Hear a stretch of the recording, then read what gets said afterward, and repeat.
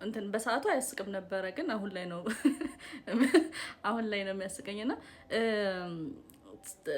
መሰራት ፈልጋለሁ ብሎ ሲደውሉልኝ ጊዜ እሺ ከተስማማን ከተነጋገርን ሰዓት ካወራን ምናምን በኋላ ኢንስፖ ላኩልኝ እላቸዋለሁ። አይታችሁ የወደዳችሁት ኢንስፖ ካለ ላኩልኝ እላቸዋለሁ።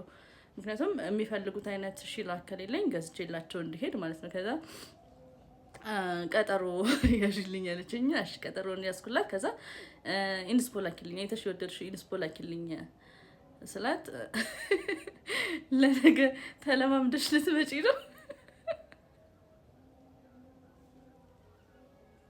እና በቃ ባሰብኩት ቁጥር በጣም ነው የሚያስቀኝ።